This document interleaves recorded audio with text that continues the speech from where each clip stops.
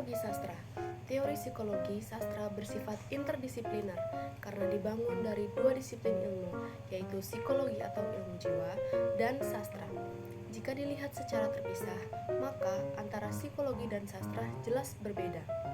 Psikologi merajuk pada kajian ilmiah tentang berbagai aktivitas mental manusia yang dapat diamati secara nyata. Lalu, siapa sih sebenarnya pencetus utama dari teori psikologi sastra ini? Pencetus utama teori ini adalah Sigmund Freud, seorang psikoanalisis asal Austria. Freud mengembangkan teori psikoanalisis yang kemudian diadopsi dan diterapkan dalam studi sastra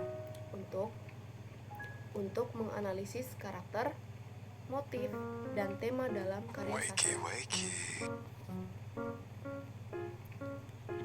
Namun, pada pendapat lain menyebutkan bahwasannya psikologi sastra dirintis oleh kritikus dari barat yang bernama I.A. Richards. Di Indonesia sendiri, teori ini pertama kali diperkenalkan oleh M.S. Hutahulung, Bon S. Omarjati, dan Made Mukada. Lalu, kita masuk ke asumsi dasar kajian psikologi sastra. Yang pertama, karya sastra merupakan produk dari suatu keadaan kejiwaan dan pemikiran pengarang yang berada dalam situasi setengah sadar, atau bisa disebut dengan subconscious. Setelah mendapatkan bentuk yang jelas, kemudian dituangkan ke dalam bentuk tertentu secara sadar atau konsino. Dan inilah yang disebut dengan bentuk penciptaan karya sastra. Yang kedua ada mutu sebuah karya sastra. Mutunya ditentukan oleh bentuk proses penciptaan dari tingkat pertama yang berada di bawah alam sadar kepada tingkat kedua yang berada dalam keadaan sadar.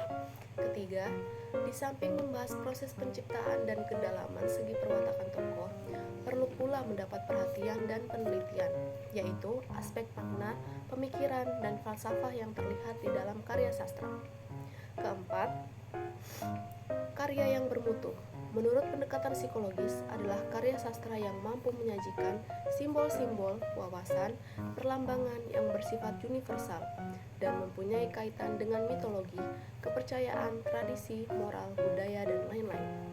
Kelima, karya sastra yang bermutu menurut pandangan pendekatan psikologis adalah karya sastra yang mampu menggambarkan kekalutan dan kekacauan batin manusia, karena hakikat kehidupan manusia itu adalah perjuangan menghadapi kekalutan batinnya sendiri. Keenam, ada kebebasan individu penulis yang sangat dihargai dan kebebasan mencipta juga mendapat tempat yang istimewa. Lalu kita masuk ke lingkup kajian psikologi sastra. Pada dasarnya, psikologi sastra akan ditopang oleh 3 pendekatan sekaligus, menurut Endra Swara. Pertama, pendekatan tekstual yang mengkaji aspek psikologis tokoh dalam karya sastra. Kedua, pendekatan reseptif pragmatik yang mengkaji aspek psikologis pembaca sebagai penikmat karya sastra yang terbentuk dari pengaruh karya sastra yang dibacanya, serta proses resepsi dalam membaca dalam menikmati karya. Ketiga, pendekatan ekspresif yang mengkaji aspek psikologis sang penulis ketika melakukan proses kreatif yang terproyeksi lewat karyanya, baik penulis sebagai pribadi maupun wakil masyarakatnya. Adapun teknik kajian psikologi sastra ada 4. Yang pertama ada analisis karakter. Dan dalam analisis karakter sendiri ada psikoanalisis, teori kepribadian, dan perkembangan karakter. Lalu yang kedua ada analisis motif, di mana di dalam analisis motif ini terdapat motif psikologis dan simbolisme. Yang ketiga ada analisis gaya bahasa, yaitu bahasa figuratif, nada, dan suasana. Lalu kita masuk ke metode penelitian dalam psikologi sastra. Yang pertama ada metode kualitatif yang memanfaatkan cara penafsiran data alamiah yang ada.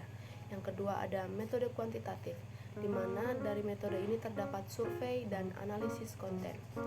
Lalu ketiga ada metode analisis isi yang berisi isi laten dan isi komunikasi. Yang keempat ada metode formal dengan analisisnya untuk mempertimbangkan